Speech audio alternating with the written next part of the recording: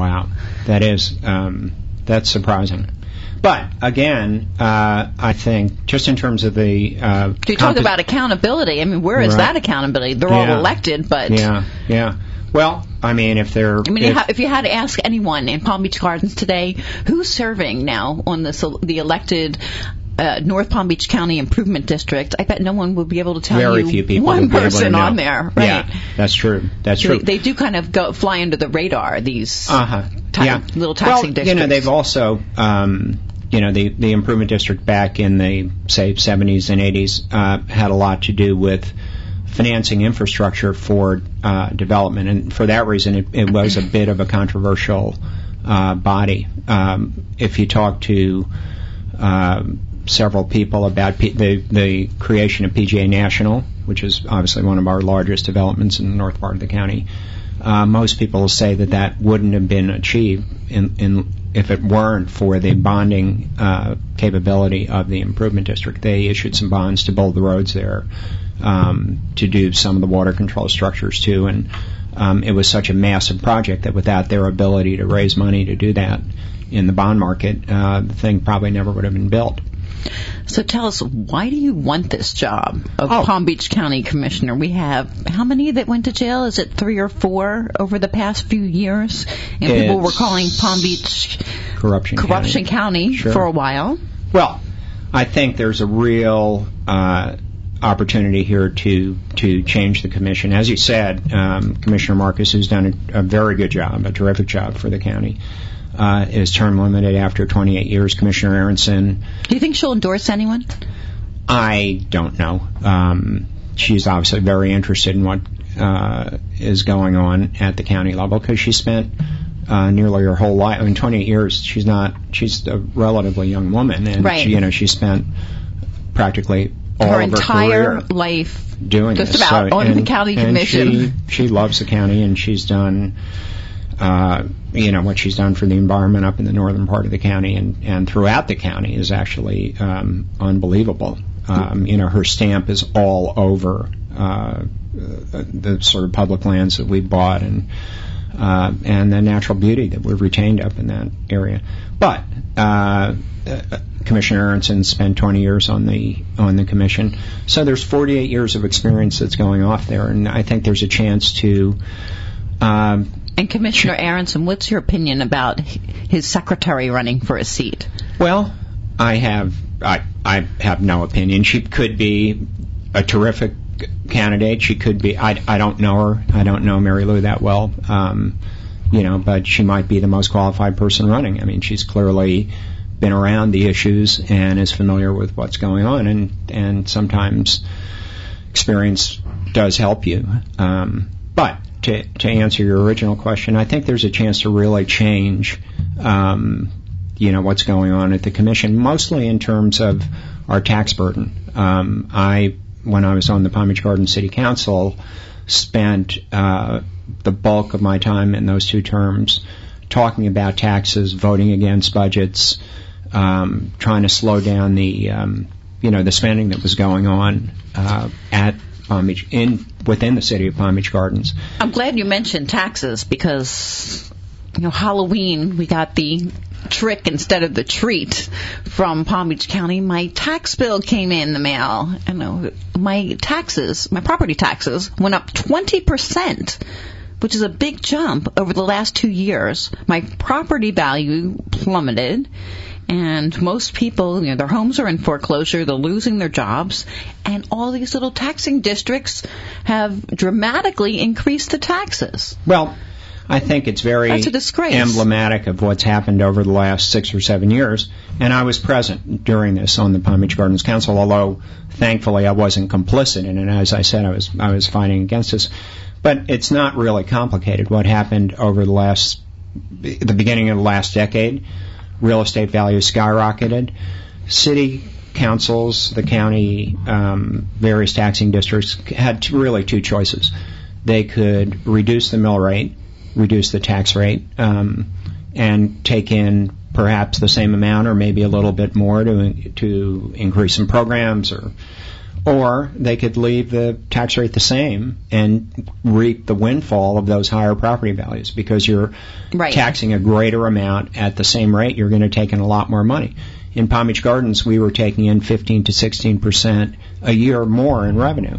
And what we did, or what I did, as I said, I wasn't complicit in this, but what we did is we spent all of it. Just like most of the municipalities and counties all around the state of Florida and probably the country. Then once they get these programs that are out of control, then they say, oh, well, we can't cut back on those. That's exactly right. So what we've got now is a tax base that's shrunken radically because of the fall in real estate values, and a government that's still sized as though we were in a boom still. So there's a big discrepancy there that has to be addressed. I think we need to roll back a lot of these taxing entities to where they were before the boom started, because that's where real estate values are now. And as you said, people are in foreclosure, struggling, have lost jobs, have cut back a lot. Government needs to cut back too. They've been, up until the last year or two, I think, pretty much exempt from the type of economic pain and cutbacks that the rest of us in the private economy have undergone. So it's high time that we really seriously start looking about cutting them back. I brought my tax bill for your benefit here today. So we have the highest taxes here, which is schools state. So I guess this is the state university. I think there's a local effort. It's called a local effort at the state level, where we contribute to the overall education budget of the state. At the so where it says school state, the taxes, that's not just universities. That's not just the local. No, it's probably more. Although I'm not an expert on state tax policy, but I think it's probably more K-12 than it is university. What do you think about this push towards online school? Do you support it? I think it depends on what you're at, what stage you are in your life and what you're trying to get out of your education. You asked me about my college education.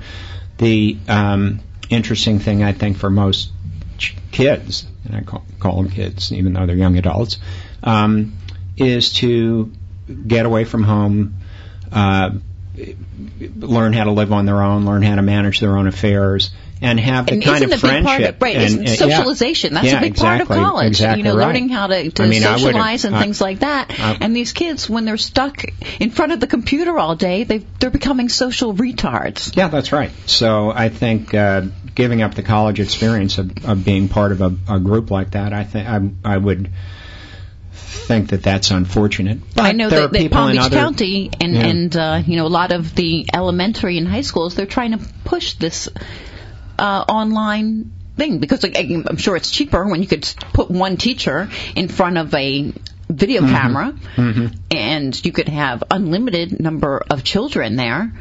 Then it becomes much more cost effective, but how much learning are they getting out of it? Then we have Palm Beach, the schools local, and that cost me almost $500, just behind fire rescue. Fire rescue, what do you think? Is there anything that can be done for fire rescue to bring that money down? I mean, that's a hot topic, and then everyone loves the firemen, and you can never, a lot of politicians, they will not say anything about the fire department because, I think they're like the untouchable good guys. One thing I've thought about a lot, and I've talked to except for Sid Dinerstein, who doesn't have a problem with that. I've talked to some firefighters about this within the last month. One problem we have here in Palm Beach County is I think we've got 12 or 13 separate fire departments. We've got county fire rescue, which covers, I think, not the bulk, but a sizable portion of the county. But then we've got fire departments locally in Palm Beach Gardens, in a lot of Riviera Beach, in a lot of other cities. Right. I think the city of Boca has their own fire department. And I think there's too much duplication of overhead. And, if we could figure out a way to start thinking about combining a lot of those fire departments, because they're all, they cross boundaries all the time when they respond to an emergency. They're dispatched typically by the county, and I don't see a reason why we need to have so many different leadership structures. If we had a countywide department, I think we could save a significant amount of money on that. And then county taxes. This was a big one, too. This was $850. Right. Right. Why am I paying so much in county taxes? Well, I think, again, what did they do for me? Well, they do quite a bit. Some things they probably shouldn't be doing, though. I mean, there's, we put together a group. Now, the beaches, is that handled under the county budget or the individual beach towns? Or is that a state? No, I think funding. Like everything in the county, there's county land and then there's city land. So some cities, like Lake Worth, own their own beach, maintain it. Some parts of the beach are maintained by the county. I don't think any are maintained by the state, although there are many, many programs at both the state and federal level, because beach renourishment and erosion is a tremendous issue for a lot of cities. So who pays for the renourishment is always going to be a very difficult issue. But I think the reason you're paying so much is what I alluded to before. The county grew pretty quickly over the last 6 or 7 years, and they're trying to stay about the same. I mean, what they've done over the last 3 years. This year they were fortunate, a little more fortunate in that they didn't have to raise the mill rate very much, because the state changed the way pension contributions or pensions were funded, and they required employees to start contributing some cash to their own pension funds, and that took an $18 or $20 million obligation away from the county. But the 2 years prior to this year, tax rates had gone up at the county level by 15% in 2009, and then an additional 10% in 2010. So what they're doing is taxing at a higher rate, a smaller tax base, to maintain their ad valorem revenues. And as I said, it's not fun if you're a homeowner having to pay taxes on that. And it's especially not fun in an economy like we have going on right now. And when your property values are plummeting. We're going to take a quick break, and we'll be back in just a moment. You're listening to the Justice Hour on 1470 AM WWNN. I'm your host, Attorney Lisa Macci, and joining me today is my special guest, Hal Valeche, who is a candidate for Palm Beach County Commission, Seat 1. Our phone lines are open. If you'd like to call with a question or comment, the number is 1-888-565-1470.